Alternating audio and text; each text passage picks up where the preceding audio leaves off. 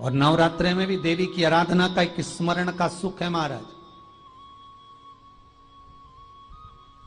ज्योत का विधान है, नवरात्रे में देवी की ज्योत लगती है, अखंड ज्योति लगती है, जवारे बुआए जाते हैं, कलश लगता है। ज्योत का भी विधान है। जिसके यहां दिया अखंड जलाया जाता है, अगर वो दिए की लो, दिए की बाती अगर दक्षिण दिशा की होती है तो उसके घर में साल भर में एक घात जरूर होती है।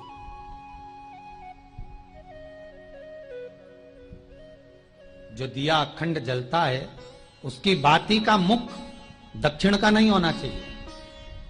अगर आपने देवी भागवत का स्मरण करा हो, देवी भागवत को अगर सुना हो, तो देवी भागवत में स्पष्ट किया गया कि पूर्व की ओर मुख करा हुआ दिया, अर्थात पूर्व की ओर ज्योत जो जलाई जाती है वो संपदा की वृद्धि करती है।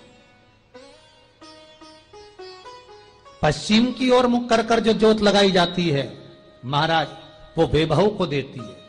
और उत्तर की ओर जो मुख कर कर ज्योत जलाई जाती है, उत्तर की ओर जो ज्योत का मुख रहता है वो आयु की वृद्धि करती है, घर में अकाल मौत को रोकती है।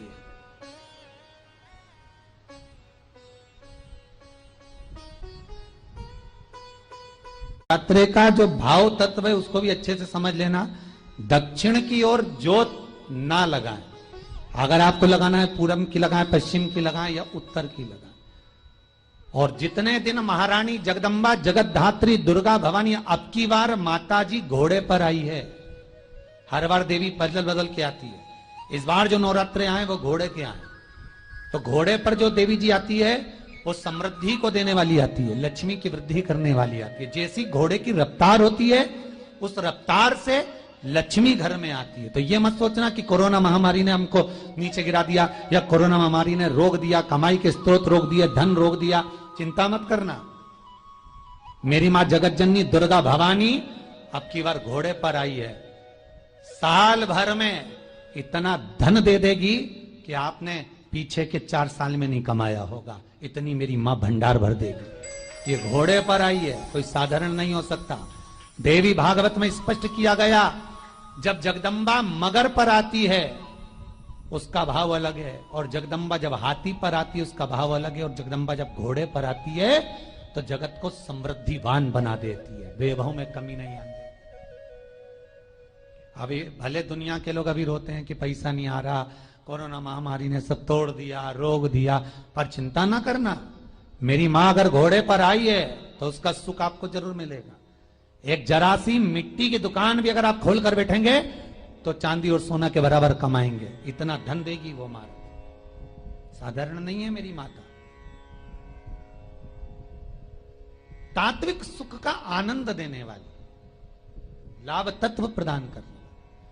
और नवरात्रि में भी अगर आपकी कोई कामना है, आपकी अगर इच्छा है, आपका मन है, तो जगत जननी की आराधना करो।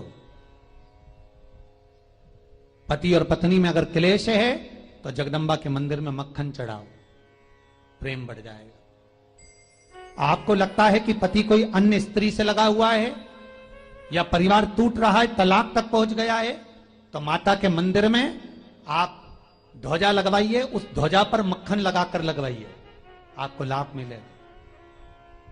महाराज, यदि आपको लगता है कि बच्चे बहुत ज्यादा अपशब्द बोल रहे हैं, मुंह चला रहे हैं और प्रेम नहीं रख रहे, तो माता के मंदिर में